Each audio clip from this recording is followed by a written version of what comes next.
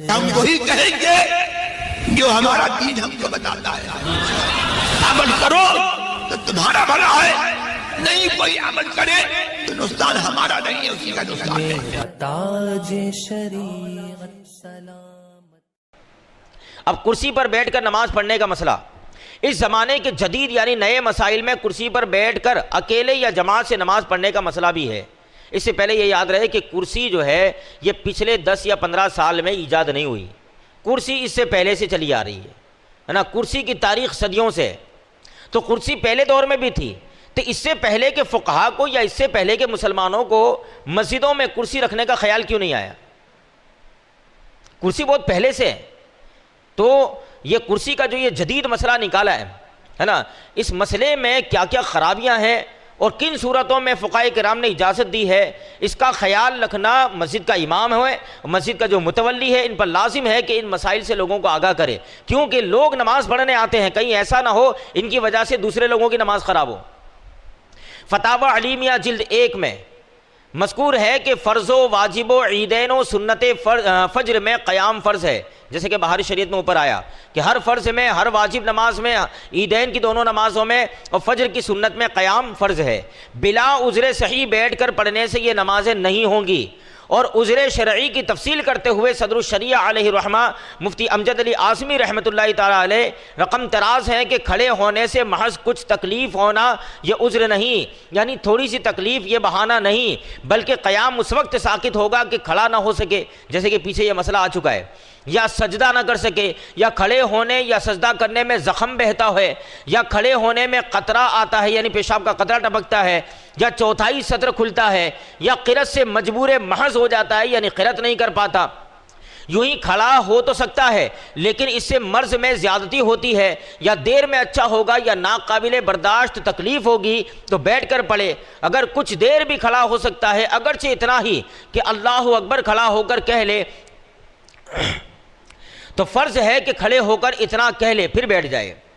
ان مذکورہ حالات کے علاوہ زمین یا کرسی پر نماز پڑھنے سے نماز نہیں ہوگی, اور اگر قیام و رکوع و سجود پر قادر نہ ہو مگر زمین پر بیٹھ کر نماز پڑھ سکتا ہے تو کرسی پر بیٹھ کر نماز تو ہو جائے گی, مگر ایسا ہرگز نہ کرے بلکہ زمین پر بیٹھ کر نماز پڑھے, اور اس صورت میں رکوع و سجود اشارے سے کرے. یعنی فقہا نے یہ فرمایا کہ اگر کوئی آدمی قیام نہیں کر سکتا, یا رکوع پر قادر نہیں, یا سجدے پہ قادر نہیں کسی تکلیف کی وجہ سے, تو حکم یہ ہے کہ بیٹھ کے نماز پڑھے. اگر کرسی پہ بھی بیٹھ کے پڑھے گا تو نماز تو ہو جائے گی, مگر بہتر یہ ہے کہ زمین پہ بیٹھ کے پڑھے, کہ پیچھے کے لوگ زمین پہ بیٹھ کے ہی پڑھتے تھے.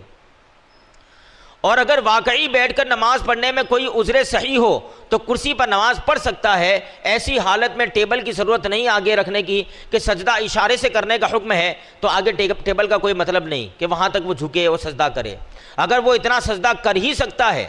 کہ زمین سے 12 انگل کے نیچے والے حصے تک وہ سجدہ کر, یعنی اتنا جھک سکتا ہے 12 انچ سے نیچے تک میں, تو اس کے لیے فرض ہے کہ وہ سجدہ کرے اتنی دیر بھی.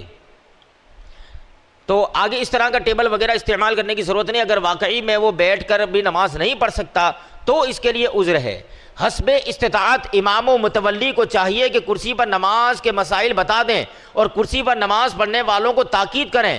کہ مسجد میں صرف ضرورت کی مقدار ہی کرسی پر رہیں,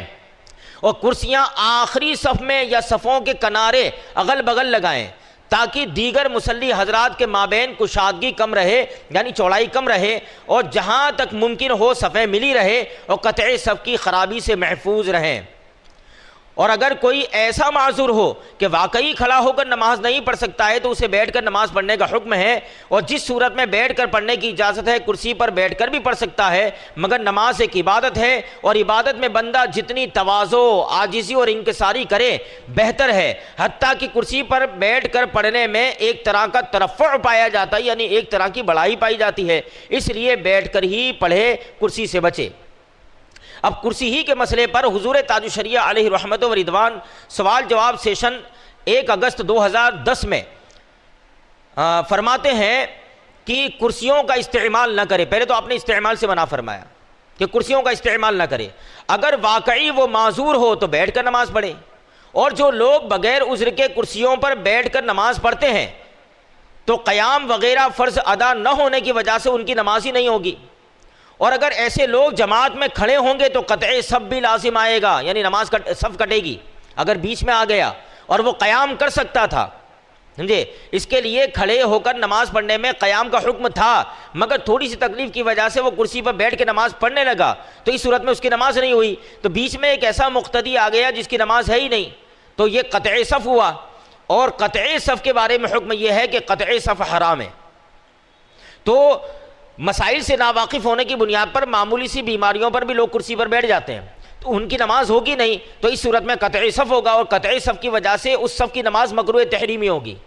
اس لیے یہ حکم دیا گیا کہ امام اور جو متولی ہے وہ تاکید کرے اور اس کے مسائل بیان کرے۔ نیز کرسیاں صفوں کی جگہیں زیادہ گھیریں گی، کیونکہ کرسیاں کچھ جگہ پر چوڑی ہوتی ہے، کچھ ایسی ہوتی ہے جس سے کچھ مقتدی صف میں کم آئیں گے، کرسی زیادہ جگہ لے گی، سمجھے، اور صف میں مقتدیوں کی جگہ کم پڑ جائے گی، اور یہ تقلیل جماعت یعنی جماعت میں کمی کرنا ہے، حضور تاج الشریعہ فرماتے ہیں یہ بھی ناجائز ہے۔ خلاصہ یہ کہ کرسیوں کے استعمال میں بہت احتیاط کی ضرورت ہے، اور عوام مسائل میں زیادہ خیال نہیں رکھ پاتے، لہٰذا ان کے استعمال سے روکا جائے، اور اگر واقعی مجبوری ہو تو کرسیاں آخری صف میں یا سائیڈ کے کناروں پر رکھیں، اور کرسیاں بھی بہت چوڑی اور بڑی استعمال نہ کریں بلکہ ضرورت بھر کی چھوٹی اور تنگ استعمال کریں تاکہ کم سے کم جگہ وہ گھیرے۔ یہ ہو گیا کرسی پر نماز کا مسئلہ۔